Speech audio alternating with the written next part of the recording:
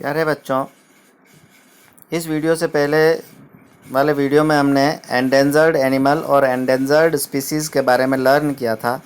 और हमने देखा था कि इन एनिमल्स को अगर आप बचाना चाहते हैं, if you want to save these animals, तो हमें जो नेशनल पार्क वगैरह ये जो हैं, इनमें ह्यूमन एक्टिविटीज़ को हमें कम करना पड़ेगा, है ना।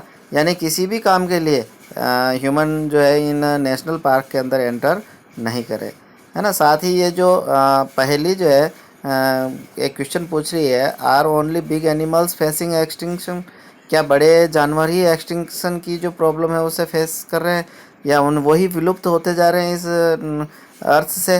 तो माधव जी ने बताया है कि माधव जी टेल्स पहली that small animals are much more in danger of becoming extinct than the bigger animals, है ना।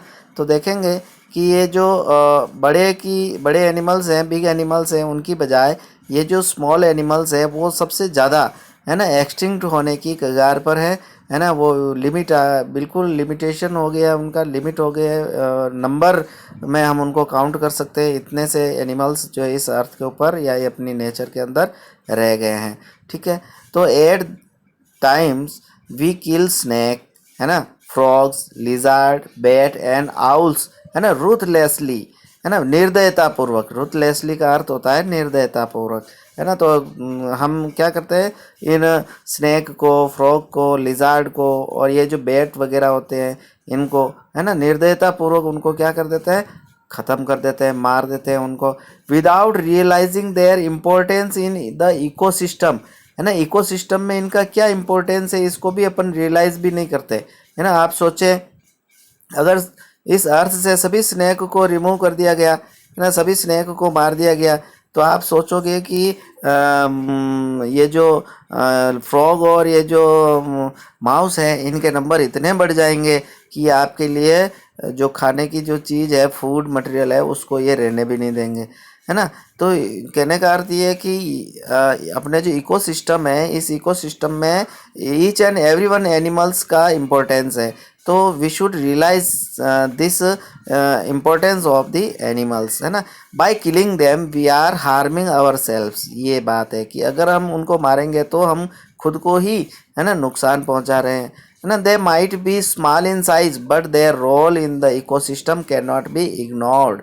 भले ही वो छोटे हैं, है ना, वो छोटे से हैं, साइज उनकी छोटी है, लेकिन इस इकोसिस्टम में उनका जो रोल है उस रोल को हम इग्नोर नहीं कर सकते, उसको नज़रअंदाज नहीं कर सकते, है ना। इग्नोर का अर्थ होता है नज़रअंदाज करना।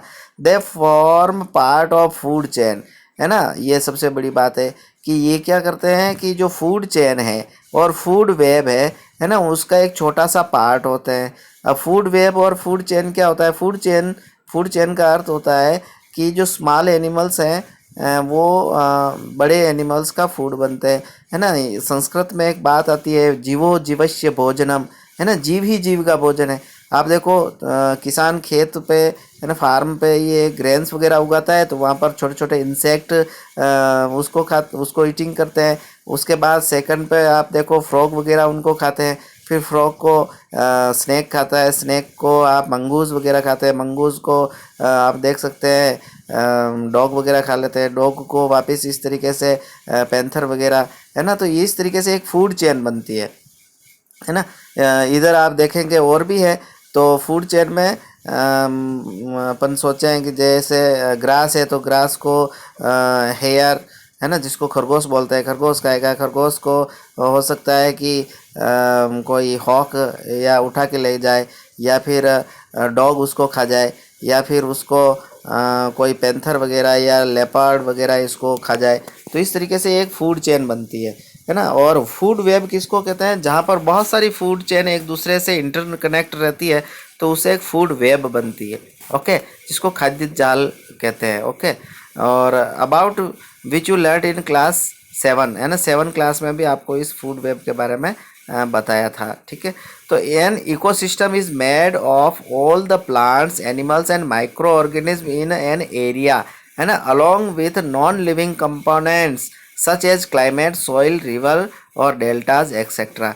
तो इकोसिस्टम किसको कहते हैं कि हमारी अर्थ पर जो भी लिविंग और नॉन लिविंग कंपोनेंट्स हैं, वो दोनों मिलकर के इस इकोसिस्टम का फॉर्मेशन करते हैं।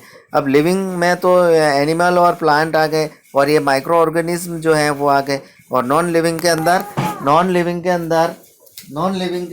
जो है वो क्लाइमेट है, सॉइल है, रिवर है ना, डेल्टाज है, यानी एयर वगैरह, ये सब चीज़ें जो है वो इसके अंदर आती है। ओके, उसके बाद अपन बात करते हैं बूजो जो है एक क्वेश्चन पूछना चाहता है, I wonder if there is any record of all endangered species. क्या इन ये जितने भी एंडेंजर्ड स्पीसीज़ है जो अब एक्सटिंक्ट होने के कगार पर है या एंडेंजर्ड है, तो क्या इनका कोई रिकॉर्ड है क्या ये हमारे पास में? तो बिल्कुल सही है, इनका रिकॉर्ड है, और उस रिकॉर्ड को एक बुक के अंदर मेंशन कर रखा है जिसका नाम है रेड डाटा बुक, है ना। तो प्रोफेसर अहमद बता रहे हैं कि professor Ahmad explained about red data book, लाल आंकड़ों की किताब जिसको अपन कहते हैं, red data book to the children. He tells them that red data book is the source book which keeps a record of all the endangered animals and plants, है ना। रेड डाटा बुक क्या है? Red data book ऐसी source book है जो जितने भी endangered animals और एंडेंजर्ड प्लांट हैं उनकी रिकॉर्ड जो है वो उसके अंदर आपको मिल सकती है। तो red data book is maintained internationally by an organisation, है ना। इंटरनेशनल मतलब अंतर्राष्ट्रीय लेवल पर या इंटरनेशनल लेवल पर एक ऑर्गेनाइजेशन है जो इसको मेंटेन करता है ना। India also maintains red data book for plants and animal found in India, है ना। भारत के अंदर जो भी एनिमल और प्लांट जो है मिलते हैं उनको जो है हमारे यहाँ पे भी एक रेड डाटा बुक है, उसके अंदर इसको मेंशन कर रखा है, या हमने भी एक ऐसी रेड डाटा बुक जो है बना रखी है ना। वर्ल्ड वाइड फॉर WWF नाम से है, उसमें भी आपको इसके बारे में जानकारी मिलेगी। ओके, नेक्स्ट है अपना 7.10 माइग्रेशन। तो माइग्रेशन का क्या अर्थ होता है? द एक्सकर्शन पार्टी, है ना, then enter deeper into the forest under the guidance of Madhav ji. जो वो भ्रमणकारी दल जो था, एक्सकर्शन पार्टी का अर्थ होता है जो घूमने वाला दल, है ना। घूमने वाला दल जो था वो अब फॉरेस्ट के अंदर बहुत ही गहराई तक, है ना, डीप में चले गए, है ना, माधव जी के साथ। दे सिट नियर द तवा, है ना। वो कहाँ बैठे? तवा डैम, जो तवा रिजर्वोयर है वहाँ पर वो रुके, है ना। To relax for some time, कुछ समय के लिए रिलैक्स होने के लिए वो वहाँ पर तवा रिजर्वोयर के पास में एक तवा डैम जो है वो नर्मदा नदी पर बनाया गया है ना। तो वहाँ पर वो थोड़ी देर के लिए रुके। ओके, तो उसके बाद पहली observe some of the birds near the river, है ना। वहाँ पर पहली ने देखा कि रिवर के पास में कुछ बर्ड्स, है ना, नज़र आ रहे हैं या उड़ रहे हैं या पानी के अंदर, है ना, पास में जो पेड़ थे उसके ऊपर वो सिटिंग किए हुए थे।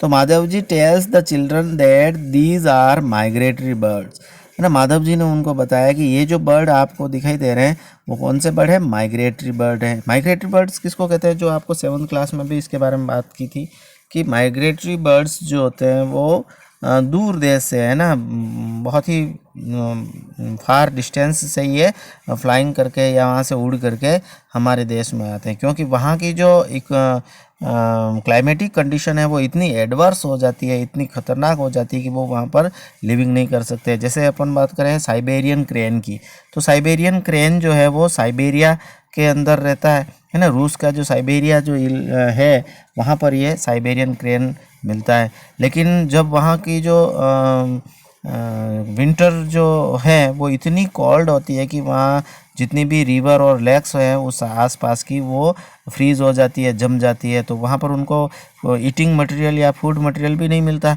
है ना। तो उस कंडीशन में ये क्या करते हैं कि हमारा जो हिमालयन रेंज है या हिमालय की जो पहाड़ियाँ हैं, है ना, उनसे वो उनको क्रॉस करके, है ना, कम से कम महीने 2 महीने भर लगता है उनको, है ना। तो इतना टाइम लेते हैं और वहाँ से उड़ करके ये फ्लाइंग करके ये इधर अपने इंडिया की तरफ आ जाते हैं। और मोस्टली ये अपने जो गाना पक्षी विहार करके हैं भरतपुर में, है ना, भरतपुर डिस्ट्रिक्ट के अंदर, तो वहाँ पर जो बांध है या छोटे मोटे तालाब है ना, वहाँ पर आकर के ये रुकते हैं। और जहाँ पर ये रिजर्वायर मिलते हैं उनको वाटर के, तो वहाँ पर ये अपना हैबिटेट जो है बना लेते हैं या वहाँ पर अपने घोंसले वगैरह नेस्ट वगैरह ये एडजस्ट करते हैं या बनाते हैं। ओके, तो migratory birds fly to far away areas every year during a particular time, है ना। ये हर वर्ष आते हैं और वर्ष के भी उस पर्टिकुलर टाइम में ही आते हैं बिकॉज ऑफ क्लाइमेटिक चेंजेस। और आने का रीज़न बता रखा है कि वहाँ का क्लाइमेटिक चेंज कंडीशन जो है वो चेंज हो जाता है, इसलिए they fly for laying egg as the weather in their natural habitat becomes very cold and inhospitable, है ना। वो इधर क्यों आते हैं, क्योंकि यहाँ पर आकर के वो क्या करते हैं, अंडे देते हैं और यहाँ पर उनको फूड मिल जाता है ना। हमारे यहाँ पर बारिश के सीज़न के बाद ताल तलैया भर जाते हैं और उनको फूड अवेलेबल हो जाता है, इसलिए ये वहाँ से उड़ कर के हमारे इधर आ जाते हैं। इसके साथ ही उनका जो वहाँ का जो क्लाइमेटिक कंडीशन है वो इनहॉस्पिटेबल बन जाता है, असुविधाजनक हो जाता है ना। तो इसलिए वो इनको यहाँ पर सूटेबल कंडीशन मिल जाती है, इसलिए ये उड़ करके इधर आ जाते हैं। ओके, तो birds who cover long distance to reach another land are known as migratory birds, है ना, एज पहली लर्न इन क्लास 7। इसलिए जो इतनी लंबी दूरियों को क्रॉस करके या उड़ करके जब अपने इधर आ जाते हैं, ऐसे बर्ड्स को हम माइग्रेटरी बर्ड्स के नाम से जानते हैं। ओके, तो इस तरीके से ये अपना ये पार्ट हुआ। इसके साथ ही एक क्वेश्चन जो है शायद ये कुछ बता रही है पहली, what would happen if we had no wood, is there any alternative available to wood, है ना। I know that paper is one of the important product we get from forest, I wonder whether there are any alternatives available for paper. तो पहले पूछ रही है कि ये अगर वुड नहीं होगी तो क्या होगा, है ना। क्या वुड का कोई अल्टरनेट हमारे पास है क्या, वुड के बिना कोई ऐसी चीज़ हमारे पास है जो वुड की जगह काम में आ जाए, है ना। और अपन जानते हैं कि पेपर जो है वो फॉरेस्ट का बहुत ही इम्पोर्टेंट प्रोडक्ट है ना। तो there are any alternative available for paper, क्या पेपर का कोई अल्टरनेट हमारे पास है।